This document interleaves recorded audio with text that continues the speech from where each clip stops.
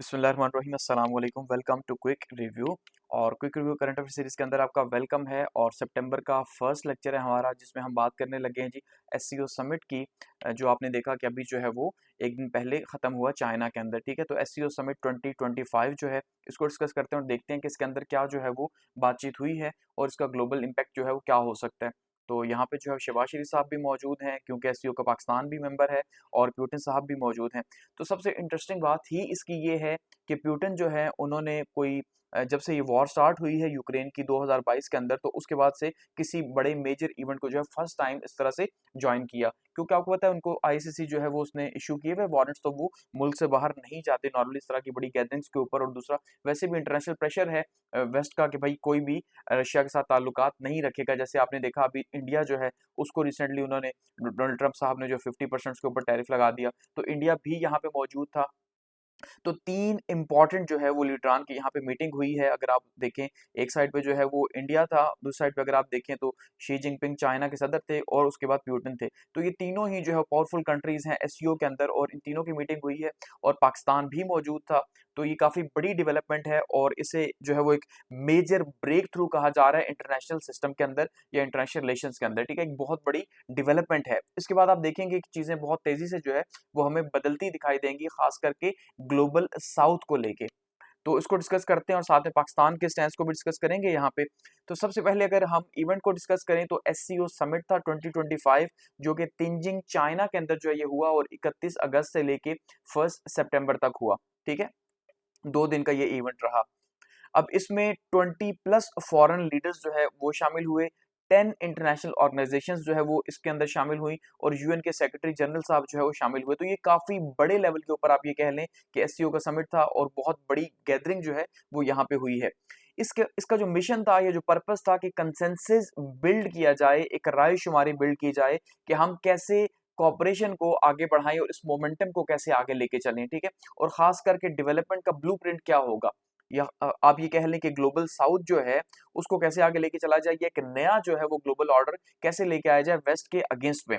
तो ये largest SCO summit था, सबसे पहले तो आपको ये पता होना चाहिए। ठीक है, क्योंकि ये जब से एससीओ समिट यानी जब से एससीओ का आगाज हुआ है शंघाई कोऑपरेशन ऑर्गेनाइजेशन से, जो इसका आगाज हुआ 2001 के बाद से, ये सबसे बड़ी जो है वो गैदरिंग देखी है और इसका बहुत बड़ा ग्लोबल जो है वो इन्फ्लुएंस भी देखा गया कि पूरी दुनिया के अंदर जो है वो उसको डिस्कस किया गया कि किस तरह से लीडर्स इसमें जो है वो शामिल हुए।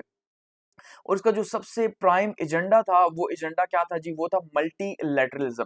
एससीओ जो है वो हमें क्या बता रहा है मल्टीलैटरलिज्म के बारे में, कि आज हम ये देख रहे हैं कि भाई पावर जो है वो किसी एक मुल्क के हाथ में नहीं है, बल्कि पावर जो है वो डिवाइड हो रही है मुख्तलिफ ममालिक के हाथ में। यहाँ पे रशिया भी पावरफुल है, यहाँ पे जो है वो चाइना भी पावरफुल है, यहाँ पे इंडिया भी पावरफुल है। तो 3 बड़े-बड़े ममालिक जो है, पावरफुल कंट्रीज जो है यहाँ पे मौजूद थे, जिन्होंने जो है वो यहाँ पे मल्टीलैटरलिज्म का मुजाहिरा किया। जबकि इसके अगेंस्ट में हम देखते हैं तो वेस्टर्न ऑर्डर है, और वेस्टर्न ऑर्डर में सिर्फ जो है वो अमेरिका ही रूल कर रहा है या उसके वेस्टर्न एलाइज रूल कर रहे हैं।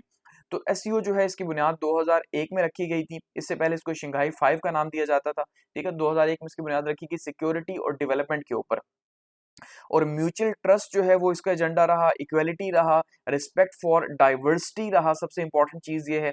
ठीक है, और कॉमन डेवलपमेंट यहाँ पे एक ही एजेंडा रहा कि किस तरह से डेवलपमेंट जो है वो आगे लेके जाया जाए। इसको एक्सपेंड किया गया जी 10 मेंबर स्टेट्स तक। 2 ऑब्जर्वर्स जो है वो उसके यहाँ मौजूद थे और 14 डायलॉग पार्टनर्स भी मौजूद थे। और जेन्युइन मल्टीलैटरलिज्म जो है वो इसकी एग्जांपल है, या आप ये कह लें कि जेन्युइन मल्टीलैटरलिज्म यहाँ पे हमें देखने को मिलता है इंडिया की वजह से, रशिया की वजह से, चाइना की वजह से। हालांकि हमने रिसेंट ईयर्स में देखा कि इंडिया जो है, जैसे हमने बार बार बात की है कि इंडिया का झुकाव यूएस की तरफ था, जिस वजह से हमने देखा कि एससीओ जो है वो बहुत ज्यादा पावरफुल जहां पे मैसेज कन्वे नहीं कर सका। 2000 अगर 24 की बात की जाए, 2023 की बात की जाए, तो हमें को बहुत ज्यादा पावरफुल मैसेज यहां से देखने को नहीं मिला। लेकिन इस बार क्योंकि इंडिया के ऊपर जो टैरिफ लगाया गया 50%, तो इंडिया के पास एक ही ऑप्शन था कि वो अपने जो पुराने पार्टनर्स हैं उनके पास वापस जाए, यानी रशिया के पास वापस जाए और चाइना के साथ जो है वो अपने ताल्लुकात को बेहतर करे। जो हमने देखा कि रिसेंट ईयर्स यानी लास्ट अगस्त के अंदर काफी ज्यादा डेवलपमेंट्स हुई इंडिया और चाइना के रिलेशंस को लेके, जबकि चाइना के फॉरेन मिनिस्टर जो है वो इंडिया के विजिट के ऊपर आए। अब इसका मतलब ये है कि अब इंडिया यूएस की जिद के अंदर जो है वो इस ब्लॉक को काफी ज्यादा प्रायोरिटी दे रहा है। तो ये बहुत अच्छी बात है, इस रीजन की डेवलपमेंट के लिए बहुत जो है वो अच्छी बात है। तो एक स्ट्रॉन्ग मैसेज जो है वो गया। ठीक है, अच्छा एससीओ की एक्सपेंशन की अगर हम बात करें तो देखिए एससीओ जो है वो बेसिकली 24% ग्लोबल लैंड को कवर करता है। यानी शंघाई के जो कंट्रीज हैं ठीक है। अगर इसको आप देखें तो 24% ये लैंड कवर कर रहे हैं। उसमें सबसे बड़ा जो है वो आप देखें रशिया है, उसके बाद चाइना है, उसके बाद इंडिया है, बहुत बड़ी आबादी भी है। तो 42% दुनिया की आबादी एससीओ कंट्रीज में रहती है, ठीक है। 24% ग्लोबल लैंड जो है वो इन ममालिक के पास है, और 25% जो है वो वर्ल्ड जीडीपी एससीओ कंट्रीज का है। तो यहां से आप अंदाजा कर लें कि कितना पावरफुल है। यानी 24% ग्लोबल लैंड इन ममालिक के पास है, 25% जीडीपी इनका है, और 42% आबादी इन वाले की है चाइना और इंडिया की वजह से। इतनी बड़ी आबादी है, और पाकिस्तान भी शामिल है साथ में। अच्छा, चाइना की अगर हम बात करें तो एससीओ पार्टनर्स के साथ चाइना की जो 2024 की ट्रेड का डाटा है वो आप देख लें, 890 बिलियन डॉलर्स है। यानी ऑलमोस्ट आप ये कह लें कि 1 खरब के करीब जो है ये पहुंच रही है, खरब डॉलर्स के करीब। तो 890 बिलियन डॉलर्स की जो है वो चाइना की अपने एससीओ पार्टनर के साथ ट्रेड रही है, जो बहुत बड़ा ट्रेड वॉल्यूम है, ठीक है। इसमें जो नए डिसीजंस लिए गए उसमें ऑब्जर्वर और प्लस डायलॉग पार्टनर्स जो है शामिल किए गए हैं एससीओ की तरफ से, और लाओस जो है साउथ चाइना सी का जो एक कंट्री है, वो नया एक मेंबर जो है वो शामिल हुआ है, यहाँ पे नया एससीओ पार्टनर शामिल हुआ है। और नेक्स्ट के अंदर जो है ये 2026 में काजाकिस्तान के अंदर जो है ये हेल्ड होगा, और उसमें 25 साल जो है वो सेलिब्रेट जो है वो किए जाएंगे एससीओ के, ठीक है जी। अभी ये 24वां साल था इसका। की थीम्स जो हाईलाइट हुए यहाँ पे शी जिनपिंग साहब ने जो किए हैं, क्योंकि चाइना होस्ट कर रहा था तो सबसे ज्यादा जो इंपॉर्टेंस है वो उन्हीं की है। तो यहाँ पे पार्टनरशिप की बात की गई है ओवर अलायंस के ऊपर। देखिए अलायंस बिल्डिंग जो है आईआर के अंदर हम जब देखते हैं, जब हम बात करते हैं खास करके बैलेंस ऑफ पावर की, तो बैलेंस ऑफ पावर में हम क्या कहते हैं कि भाई अलायंसेस बना के एक छोटा मुल्क जो है वो अपनी पावर को इंक्रीज करता है एक बड़े मुल्क के मुकाबले में, ठीक है। तो इसे हम कहते हैं इससे क्या हो रहा है जी, बैलेंस ऑफ पावर हो रहा है। लेकिन ये स्ट्रेटेजिक नोयत के हैं या डिफेंस की नोयत के होते हैं अलायंसेस। लेकिन यहाँ पे पार्टनरशिप की बात की गई है कि भाई बजाय इसके आप अलायंस बनाए किसी के खिलाफ, अलायंस तो हमेशा किसी दुश्मन के खिलाफ होगा ना, कि भाई ये दुश्मन है तो ये यहाँ पे दोस्त मिलके जो है वो अपना बना लेंगे इसके अगेंस्ट में, ठीक है। अलायंसेस जैसे कि इसकी सबसे प्राइम एग्जांपल आपको नेटो मिलती है, कि नेटो कंट्रीज का जो अलायंस है वो प्योरली किसके ऊपर है, कि भाई कोई भी मुल्क जो है खास करके जो वेस्ट में नहीं है, वो अगर उनका दुश्मन है तो ये उसके अगेंस्ट में बना हुआ है अलायंस। उनकी पार्टनरशिप नहीं है यूएस की और यूरोप की, समझ रहे हैं, ये इनका अलायंस है। तो यहाँ पे इन्होंने कहा भाई पार्टनरशिप के ऊपर हम जोर रखेंगे बजाय इसके कि हम जो है वो दुनिया के साथ जंगों की शक्ल में हम देखें। इसी तरह से उनका डायलॉग की बात करेंगे कन्फ्रंट्रेशन के ऊपर, ठीक है। यानी जंगों या झगड़े से बेहतर है हम डायलॉग्स की बात करें। ये शी जिनपिंग साहब जो है वो बता रहे हैं अपना बयानिया। इसके अलावा वो बता रहे हैं कि भाई ये new type of international relations को हम डेवलप कर रहे हैं, जो कि कोल्ड वॉर की टाइप के नहीं है, जिसमें जीरो सम माइंडसेट था। अब जीरो सम माइंडसेट आईआर के अंदर, ये सोशल साइंसेस हम किसे कहते हैं, यानी सम का मतलब जो है किसी का फायदा होना, जीरो का मतलब है किसी का नुकसान होना, ठीक है। तो जीरो सम का मतलब ये है कि एक का फायदा हो रहा है और दूसरे का जो है वो लॉस हो रहा है, लेकिन इसके अगेंस्ट में अगर हम एट द एंड जब देखते हैं तो दोनों का ही लॉस हो जाता है, समझ रहे हैं ना। तो एक का फायदा एक का लॉस, एट द एंड दोनों का ही लॉस है, क्योंकि दोनों ही ग्लोबल सिस्टम का हिस्सा है।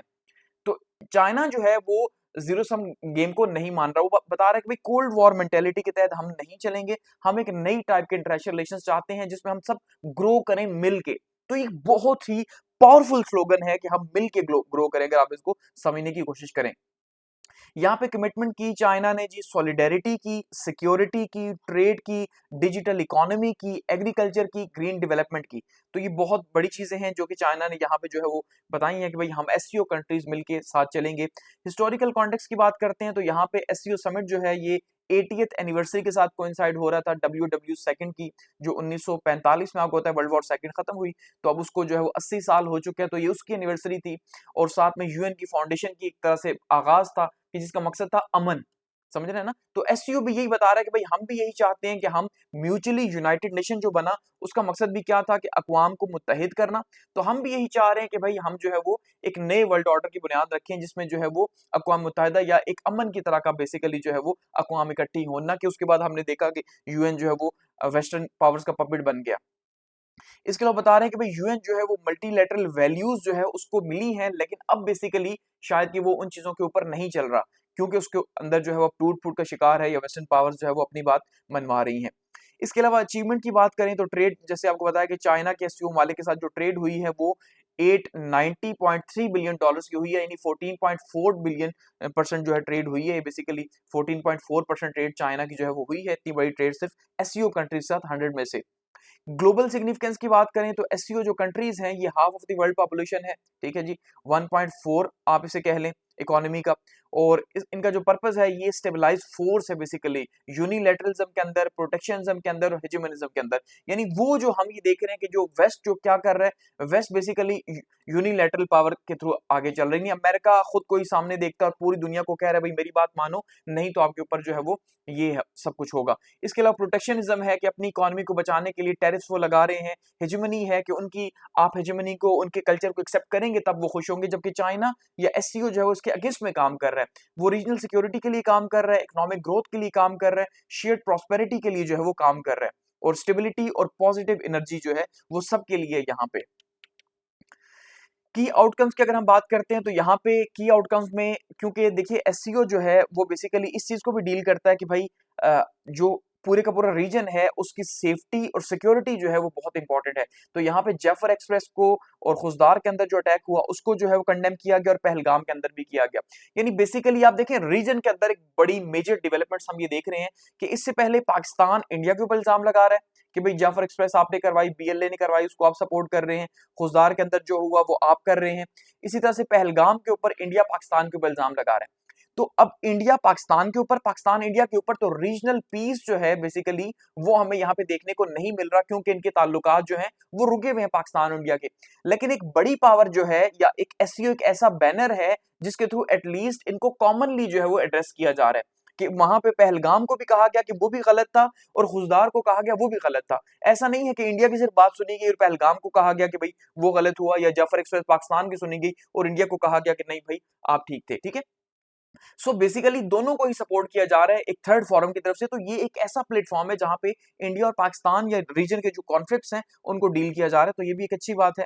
ठीक है, इसके अलावा यहाँ पे इमीडिएट सीज फायर की बात की गई कि भाई ग्लोबली भी हम पीस चाहते हैं, और यूएस और इसराइल ने जो एग्रेशन की ईरान के खिलाफ उसको भी कहा गया, क्योंकि ईरान के सदर भी यहाँ पे मौजूद थे, उनको प्रोटोकॉल के साथ बुलाया गया। तो ये भी एक जो है वो वेस्ट के लिए एक अच्छा खासा जो है वो थप्पड़ था कि भाई किस तरह से उनको प्रोटोकॉल दिया जा रहा है जिनको आप दुश्मन समझ रहे हैं।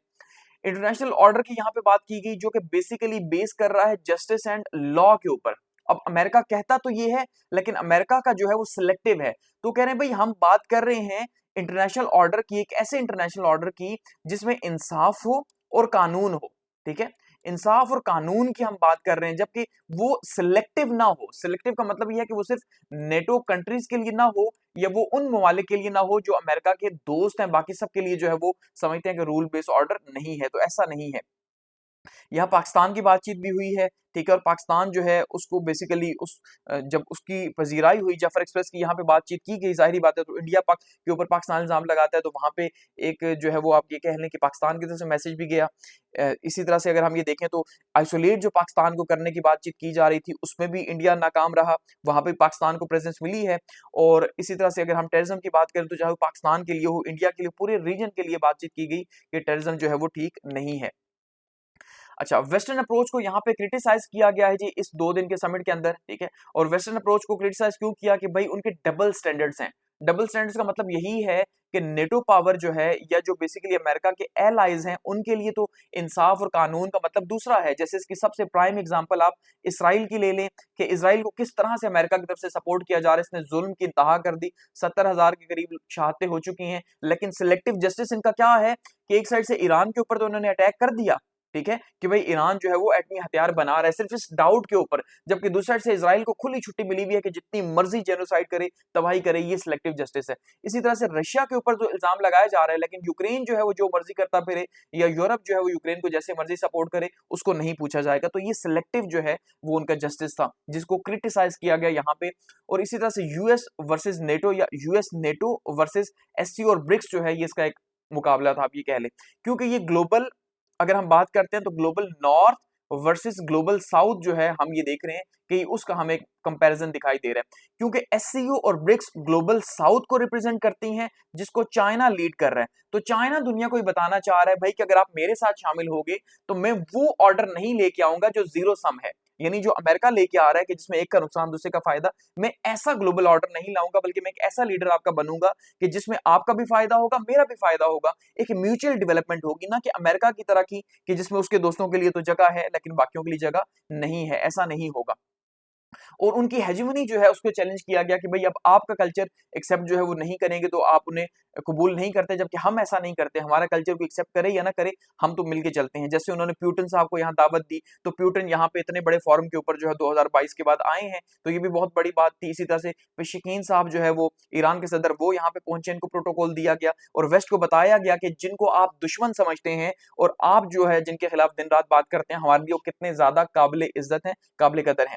ठीक है, इस तरह से रशिया और चाइना के जो रिलेशंस हैं, इवन मंगल की आज की अगर मैं बात करूं तो रशिया और चाइना और मंगोलिया जो है इनकी आज बातचीत भी चल रही है, और रशिया और चाइना की सेपरेट भी मीटिंग्स हुई हैं, प्यूटन साहब की और शी जिनपिंग साहब की। तो ये एक और काफी जो है पावरफुल मैसेज देने की कोशिश की गई है कि भाई न सिर्फ एससीओ का समिट, बल्कि वैसे भी रशिया और चाइना के ताल्लुकात बहुत अच्छे हैं, और इक्विटेबल ग्लोबल सिस्टम की बात की गई है जिसमें सब बराबर हों। ठीक है, और ग्लोबल साउथ की आवाज जो है चाइना अपने आप को बनाना चाह रहा है। Implications for Pakistan and global south की अगर हम बात करते हैं, देखिए पाकिस्तान यहाँ पे बहुत बड़ा फायदा हासिल कर सकता है। अब इस टाइम पे हम ये देख रहे हैं पाकिस्तान काफी ज्यादा जो है वो एक्टिव है इंटरनेशनल डिप्लोमेसी के अंदर।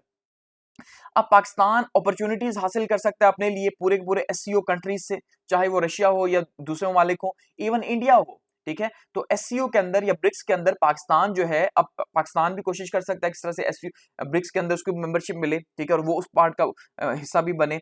इसी तरह से जो हेजेमनी है, ठीक है जी, उसको लाजमी नहीं है कि पाकिस्तान अमेरिका को अडॉप्ट करेगा इसीलिए कि भाई उसके कल्चर को भी अडॉप्ट करे। अब पाकिस्तान के पास रिप्लेसमेंट का एक ऑप्शन है, और इवन पाकिस्तान अगर रिप्लेस नहीं भी करता, यानी पाकिस्तान को जरूरी नहीं है कि चाइना की तरफ जाने के लिए चाइना की हेजेमनी को एक्सेप्ट करना पड़े, पाकिस्तान अपने आप को न्यूट्रल रखे, क्योंकि एससीओ तो खुद ये मैसेज दे रहा है कि भाई हम ये चाहते हैं कि इक्विटेबल सिस्टम हो, हम ये नहीं चाहते कि आप हमारे इन्फ्लुएंस के अंदर आए। ठीक है, तो ये बहुत अच्छी बात है। जस्ट कोऑपरेटिव ऑर्डर पाकिस्तान ले सकता है, जिसमें पाकिस्तान चाइना को बता सकता है कि भाई हम आपकी तरफ नहीं झुकेंगे, क्योंकि आप तो खुद ये कहते हो कि हम जो है वो मिलके काम करेंगे। सो हम ना आपकी तरफ झुकेंगे ना अमेरिका की तरफ, बल्कि हम बैलेंस करके लेके चलेंगे और अपने फायदे को जो है वो देखेंगे। तो ये पाकिस्तान के लिए एक बहुत बड़ी अपॉर्चुनिटी है। इकोनॉमिक, सोशल और पॉलिटिकल राइट्स जो है वो सबके लिए बराबर है, तो ये भी पाकिस्तान का फायदा है।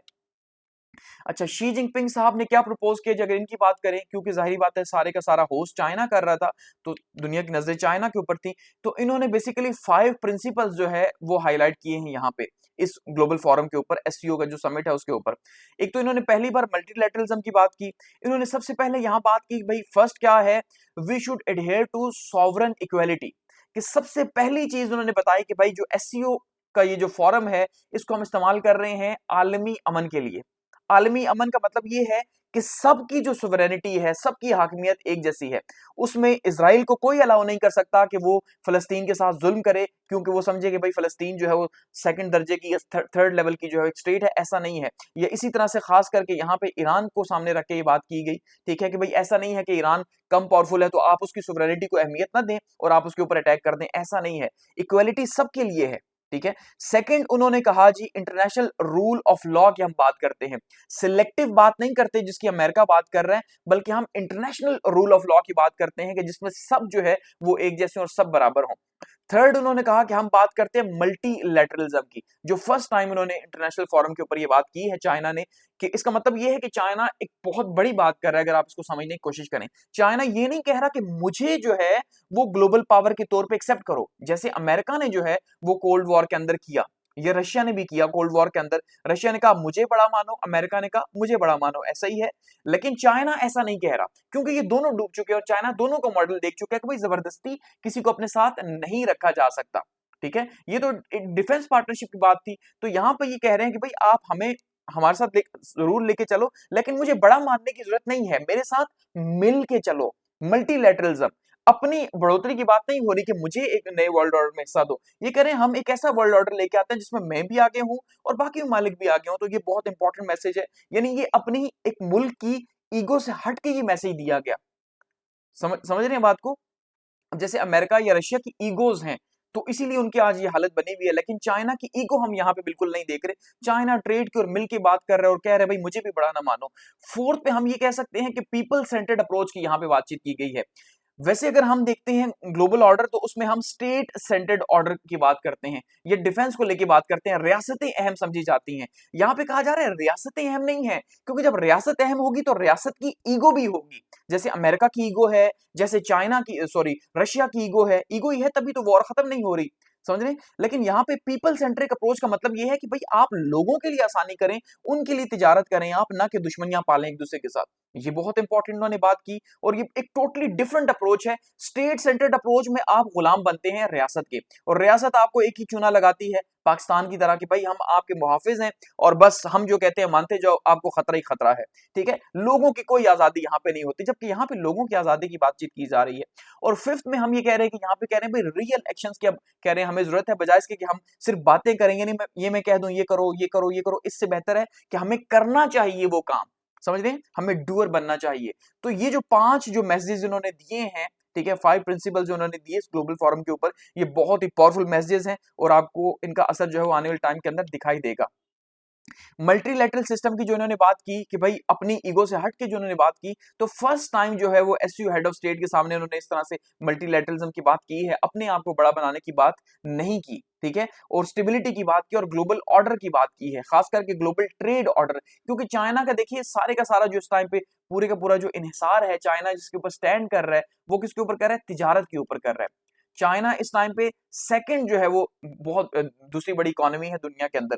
तो वो इकोनॉमिक पावर की बात कर रहा है, उसका गोल भी यही है कि वो 2049 तक जब 100 साल उसकी आजादी को हो जाए, ठीक है, तो वो अपने आप को एक नई पावर के तौर पे सामने लेके आए। इसीलिए वो बीआरआई कर रहा है, इसलिए वो सीपैक को आगे लेके जा रहा है।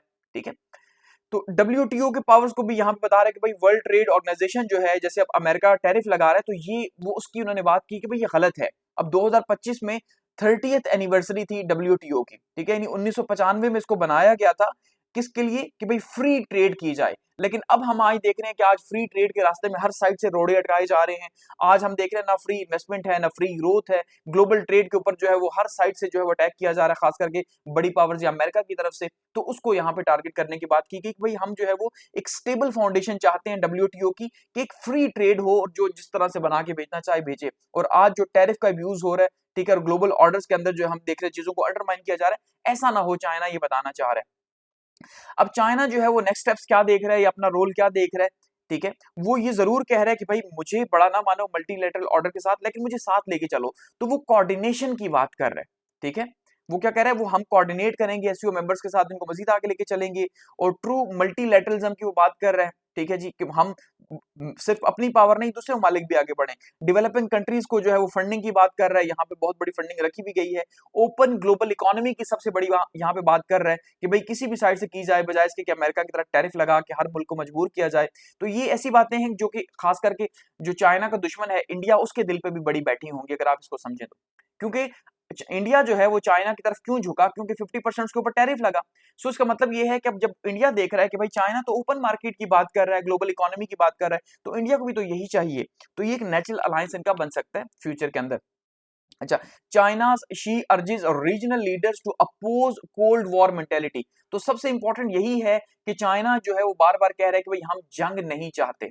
ठीक है, हम कन्फ्रंटेशन नहीं चाहते, हम कॉपरेशन चाहते हैं। क्योंकि ये ऐसी चीजें हैं कि वो कह रहे हैं अलायंस ना बनाओ मेरे खिलाफ भी, चाहे वो क्वाड्स का अलायंस हो, ठीक है, 4 ममालिक का अलायंस जो बना हुआ था, जिसमें अब इंडिया तो खैर उनकी गोद में चला गया चाइना की, यानी कि आप देख लें। इसी तरह से वो कह रहे हैं भाई कि अब जैसे फिलिपाइन है या ताइवान है, इनको आप इस्तेमाल कर रहे हैं हमारे खिलाफ, तो ये आप काम ना करें। तो शी जिनपिंग साहब जो कह रहे हैं भाई कि यहाँ पे जितने भी एससीओ मेंबर कंट्रीज हैं वो सारे के सारे अपोज करें कोल्ड वॉर मेंटेलिटी को, जिसमें अलाइसेंस थी। ठीक है, और अपने दिफा के लिए लाइसेंस थी। अब किसी को कोई खतरा नहीं है। अब बेसिकली ये देखिए, ये दो मुख्तलिफ तरह की अप्रोचेस हैं आईआर के, अगर आप इसको समझे।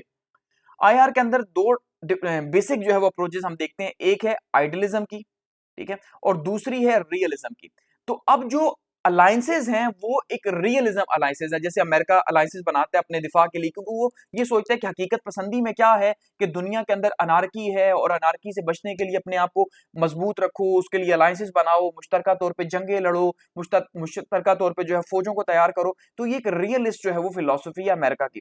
जबकि आइडियलिस्ट फिलॉसफी की बात क्या है कि वो पूरी दुनिया को एक ओपन ग्लोबल ऑर्डर के तौर पे देखते हैं कि भाई पूरी दुनिया खुली है, ट्रेड करो, तिजारत की बात करो, इल्म की बात करो, तरक्की की बात करो, जंगों जंगों की बात करने की जरूरत ही नहीं है। जंगों की क्या जरूरत है भाई, दुनिया को तरक्की की जरूरत है, पीपल सेंट्रिक अप्रोच रखो। जबकि रियलिज्म जो है वो रियासत को ऊपर रखता है, वो कहता है स्टेट की प्रोटेक्शन पहले होनी चाहिए। जबकि यहाँ पे ये जैसे पीपल सेंट्रिक अप्रोच है तो लोग खुले हों, ओपन सोसाइटीज हों, ठीक है। तो ये दो डिफरेंट टाइप की अप्रोचेस हैं, आइडलिज्म की और रियलिज्म की। तो चाइना जो है वो इस टाइम पे आइडलिस्टिक अप्रोच को कह रहा है कि भाई आपको अलायंसेस को अपोज करो, और आप क्या है, आप जस्ट की बात करो, इक्विटेबल ग्लोबल गवर्नेंस की बात करो। तो ये सारी वो चीजें हैं जो कि आइडलिज्म के अंदर या आइडलिस्टिक थ्योरी के अंदर आती हैं, जबकि रियलिस्टिक थ्योरीज को अपोज करती है, ठीक है। तो यहाँ पे इक्वल और ऑर्डरली मल्टीपोलराइजेशन की बातचीत की जा रही है कि जिसमें कोई बड़ा छोटा जो है वो ना हो। तो ये बहुत इंपॉर्टेंट जो है यहाँ बातें की जा रही हैं, और ये दो डिफरेंट टाइप की आइडियोलॉजीज जो है वो आप देख रहे हैं, यहाँ पे दो डिफरेंट टाइप के नजरियात आप देख रहे हैं।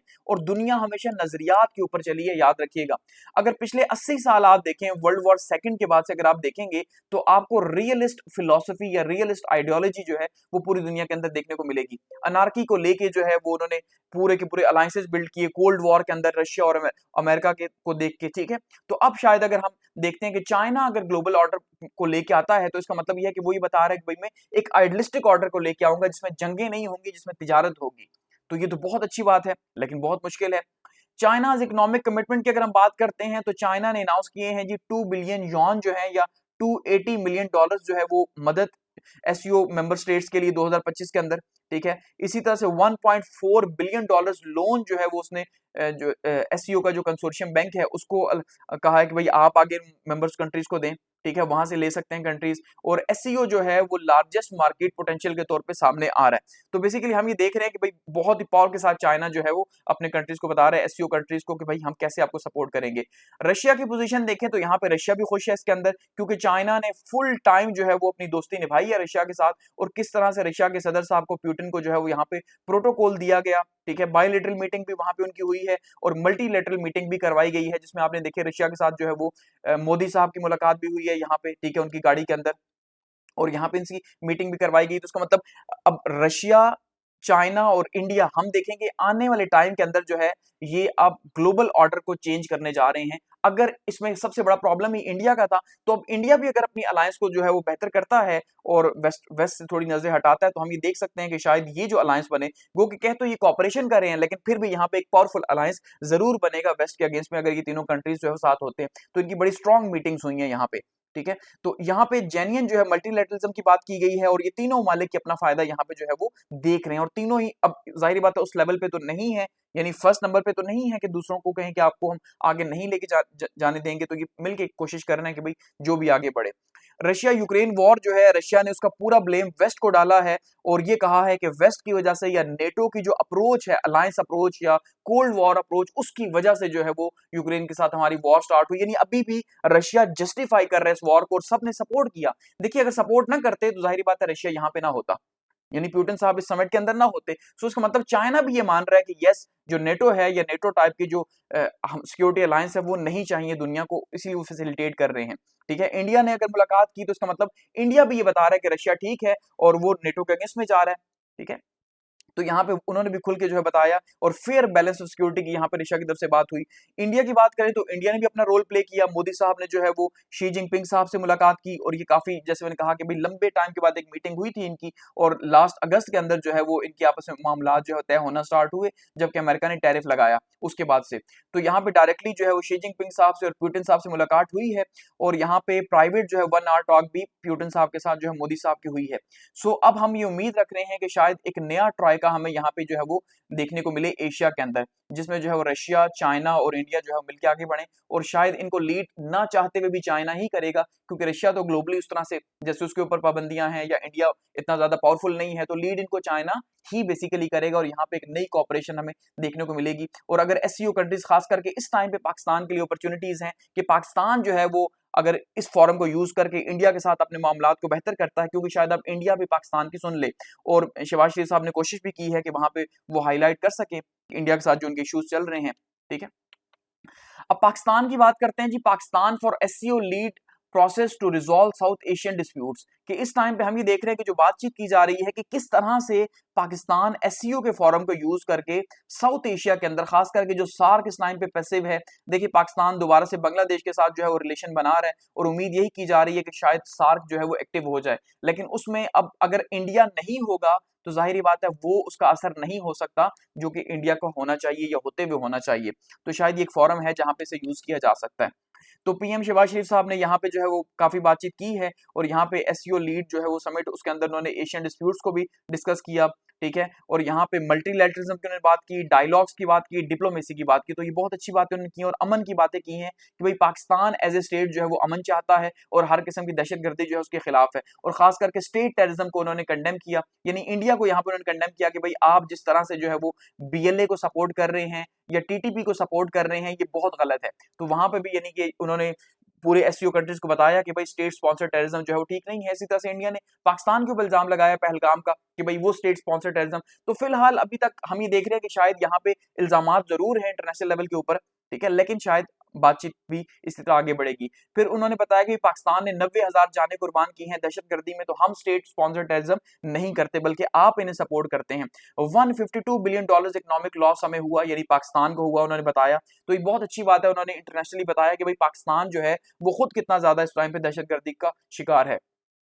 बताया कि फॉरेन एलिमेंट्स जो है वो इन्वॉल्व हैं यहाँ पे बलूचिस्तान के अंदर और केपी के अंदर, और उनका जो इशारा था वो इंडिया की तरफ था कि भाई आप जो है वो इन्वॉल्व हैं। तो खैर बेसिकली पाकिस्तान और इंडिया इंटरनेशनल फोरम्स को एक दूसरे के ऊपर इल्जामात के लिए ही यूज करते हैं। इसके अलावा इसराइल की एग्रेशन को भी जो है वो पाकिस्तान ने, और ईरान के ऊपर जो एग्रेशन हुई है इसराइल की, उसको जो है कंडेम किया और गजा की सीज फायर की बात की, ये भी बहुत अच्छी बात की।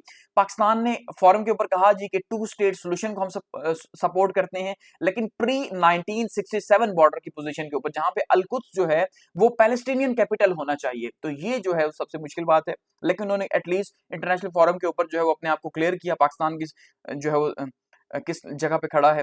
पीसफुल और स्टेबल अफगानिस्तान की यहाँ पे बातचीत की, चाइना ने भी इसको सपोर्ट किया, ठीक है, क्योंकि अब आप देख रहे हैं जो ट्रायलेटरल जो अभी डायलॉग हुए थे अगस्त के अंदर, ठीक है, तो उसमें क्या बातचीत हुई है, यही कि भाई पाकिस्तान, चाइना और अफगानिस्तान कैसे जो है वो ट्रायलेटरली आगे बढ़ सकते हैं और सीपैक को आगे लेके जाया जा सकता है, ठीक है। क्लाइमेट इंक्लूडेड डिजास्टर्स की खास करके बात हुई है, जैसे पाकिस्तान के अंदर फ्लड्स आ रहे हैं इस टाइम पे, आप देख लें पंजाब के क्या हालात हुए हैं, ठीक है, और तबाही हर साइड पे निकली हुई है, और इसको वहां पे भी डिस्कस किया गया कि भाई हमें जो है वो ग्लोबली नहीं देखना चाहिए बल्कि अपने लेवल के ऊपर भी हमें काम करना चाहिए। इसके अलावा तिनजिंग यूनिवर्सिटी में भी जो है वो शहबाज शरीफ साहब ने वहां पे भी खिताब किया और वहां पे जो है उन्होंने बताया कि भाई हम प्रेसिडेंट जो शी जिनपिंग साहब हैं उनके विजन के अकॉर्डिंगली प्रोग्रेस को आगे लेके चल रहे हैं अपने मुल्क के अंदर और प्रॉस्पेरिटी की कोशिश कर रहे हैं।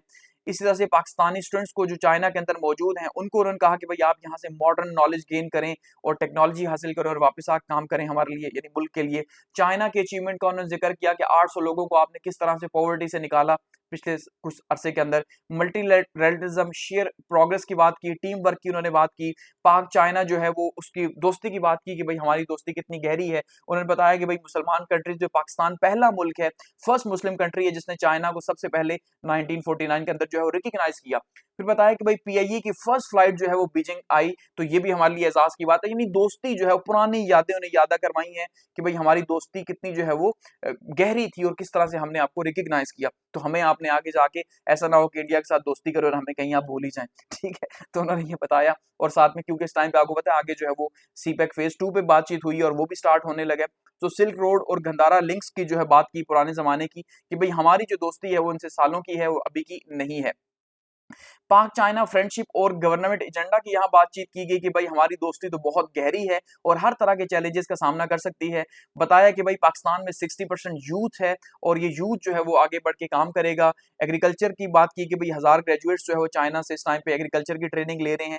30,000 स्टूडेंट्स चाइना के अंदर मौजूद हैं जो स्टडी कर रहे हैं, ये हमारी दोस्ती का सबूत है। वोकेशनल सेंटर्स चाइना की मदद से जो है वो इस टाइम पे हम यूथ के लिए डेवलप कर रहे हैं, तो ये भी हमारी दोस्ती का सबूत है, ठीक है। और पाक चाइना फ्रेंडशिप हम देख रहे हैं कि बहुत सारे प्रोजेक्ट्स यहाँ पे हो रहे हैं, बता रहे हैं वो, तो ग्लोबली जो है वो बता रहे हैं कि भाई ग्लोबली हम जो है वो चाइना और पाकिस्तान जो है उनकी दोस्ती बड़ी खास है, ठीक है। तो अब यहाँ पे आप देखेंगे कि जब इंडियन फैक्टर यहाँ पे शामिल होगा तो फिर बड़ी जो है वो इंटरेस्टिंग डेवलपमेंट्स होंगी। फिर मजीद हम ये देखेंगे कि यहाँ पे वो जैसे एक पॉजिटिवनेस आती है ना, तो शायद हमें वो भी देखने को मिले। पाकिस्तान अपनी कोशिश करेगा चाइना के साथ और इंडिया अपनी कोशिश करेगा चाइना के साथ, ठीक है। तो खैर एट द एंड अगर यहाँ पे बातचीत होती है तो ये बहुत ही इंपॉर्टेंट है कि एससीओ के फोरम को जो है वो साउथ एशिया के अंदर जो है वो किसी तरह से एक्टिव किया जाए और सार्क को दोबारा से बहाल किया जाए, एक अपॉर्चुनिटी जो है वो शायद देखने को मिली है। इसी तरह से इंडिया और पाकिस्तान जो है इनके बीच के कॉन्फ्लिक्ट को शायद अब हम देख सकते हैं कि अगर इस तरह से बातचीत चलती है और चाइना जैसे रोल अपना प्ले कर रहा है। देखिए चाइना ने अपना बहुत इंपॉर्टेंट रोल प्ले किया दो ममालिक के लिए, यानी एक तो बांग्लादेश को पाकिस्तान के करीब लाया चाइना, दूसरा अफगानिस्तान को पाकिस्तान के करीब लाया चाइना, जो इंतहाई मुश्किल काम था। तो अब पॉसिबली अगर चाइना के साथ ताल्लुकात अच्छे होते हैं तो चाइना जो है वो इंडिया को भी पाकिस्तान के करीब ला सकता है, और यहाँ पे फिर हमें अमेरिका को या वेस्ट को देखने की जरूरत ही नहीं पड़ेगी कि भाई वो अलाउ करेंगे तो हम जो है रिलेशंस बिल्ड करेंगे। तो शायद कि कल को इस रीजन के अंदर अमन की उम्मीद हम कर सकते हैं, लॉन्ग टर्म में जो है वो एक पीस हम देख सकते हैं, और वो उसका जो रीजन होगा वो क्या होगा, चाइना होगा। क्योंकि देखिए वेस्ट में भी पहले ऐसी ही दुश्मनियां थी ममालिक की आपस में, यूके की जर्मनी के साथ, फ्रांस के साथ, ठीक है, आपस में इनकी, यूके की अमेरिका के साथ, लेकिन करते करते उन्होंने जब दोस्ती का हाथ बढ़ाया तो आज वो नेटो की शक्ल में जो है कैसे आगे बढ़े हैं। तो हम ये उम्मीद रख सकते हैं कि कल को यहाँ पे भी एक नया ग्लोबल ऑर्डर जो है सामने आए, चाइना उसे लीड करे और बड़ा बन के जब भी कोई कॉन्फ्रेंट्रेशन हो पाकिस्तान इंडिया के बीच में उसको रिजॉल्व करवाए, पाकिस्तान अफगानिस्तान के बीच में रिजॉल्व करवाए। तो ये फोरम बहुत इंपॉर्टेंट है जो कि एक नए वर्ल्ड ऑर्डर की जो है बुनियाद रख रहा है, हम ये देख रहे हैं। ठीक है, तो ये जो है वो आज का हमारा लेक्चर रहा एससीओ समिट का 2025 का। Thanks for watching.